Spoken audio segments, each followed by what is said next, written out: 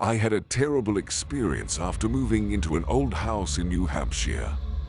The home was located on the outskirts of Keene, surrounded by thickets and ancient trees. Although it had an old-world charm, it was far from perfect. A few days after moving in, I started hearing strange noises at night. The sounds were coming from the basement and included knocking, rustling, and a barely audible whisper. They were hard to ignore and made it difficult to sleep. I lay there for a long time, trying to convince myself that the strange sounds were just rats, or a branch scraping against the walls of the old house. However, I decided to check. I got up, dressed, and armed myself with a flashlight, then headed to the basement door. As I slowly opened the door, it creaked ominously, revealing a dark and eerie path ahead. I cautiously descended the squeaky stairs, lighting my way with the flashlight. The sounds grew louder, and my heart began to beat faster. Eventually, I reached the far corner of the basement, where I noticed that one of the walls had been slightly damaged, forming an entrance into a dark tunnel. I lit the entrance to the tunnel with trembling hands. The passageway was narrow and low, resembling an abandoned mine shaft.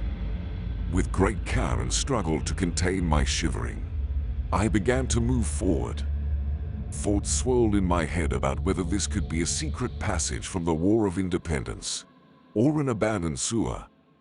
After a few minutes, I appeared in the basement of a neighboring house. Looking around, I realized that the basement was filled with strange items, like old dolls with empty stairs, dusty books, and photographs of people who seemed eerily familiar to me. But the most terrifying thing was yet to come. Fresh newspapers and several photos of my house from different angles were laid on the table. My heart sank as I realized someone had been watching me through a secret passage entering my house.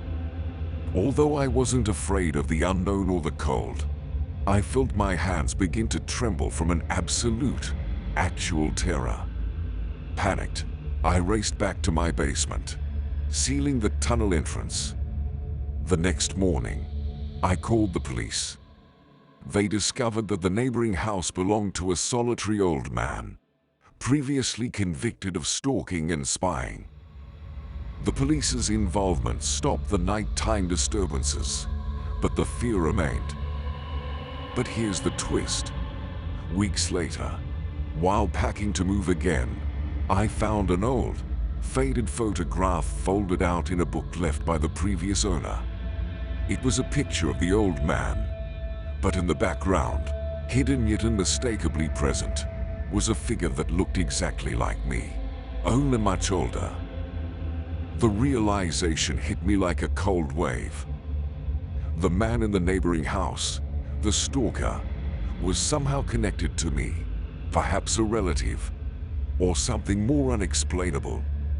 Even after moving cities, the feeling of being watched never left me.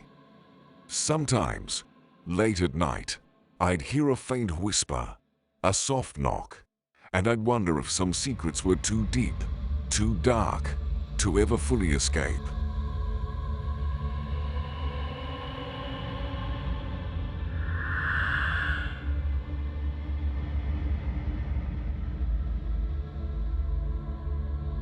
Hi, I'm Matt.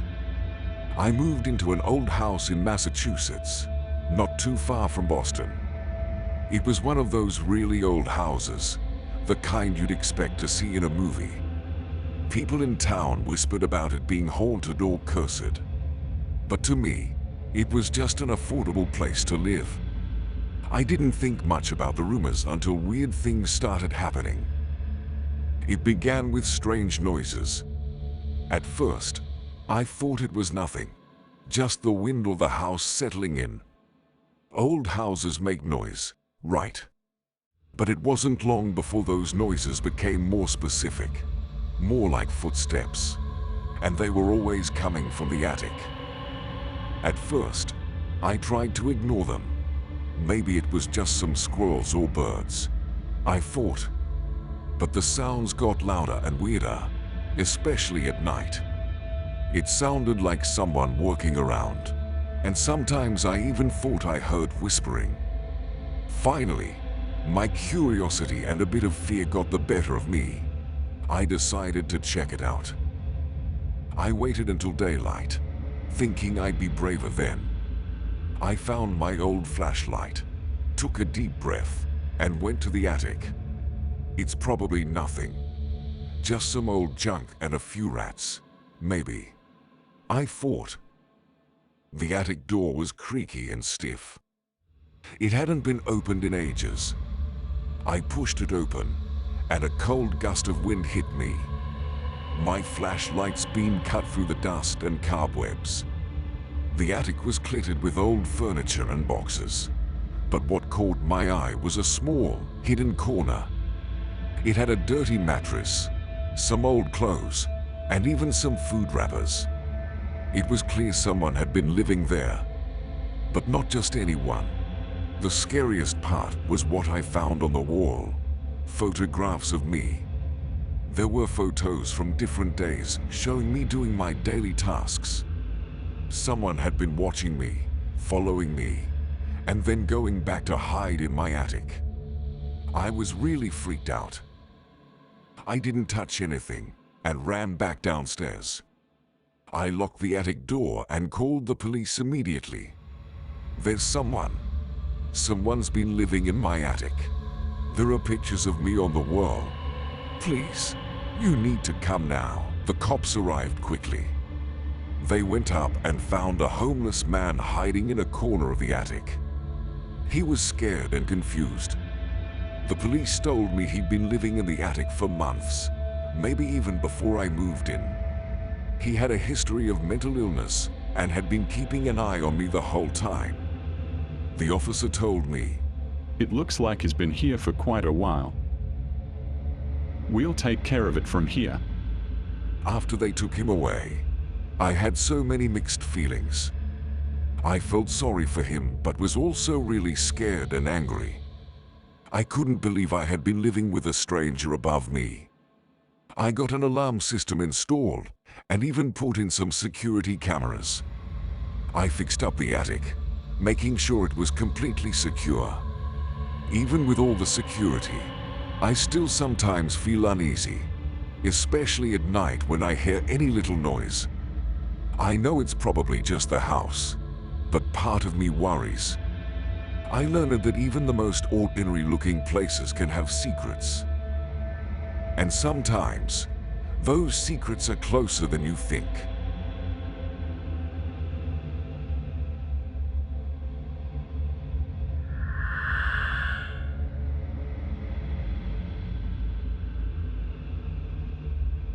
I always thought of myself as a strong person, but that changed after a week alone in our old house in the Montana woods.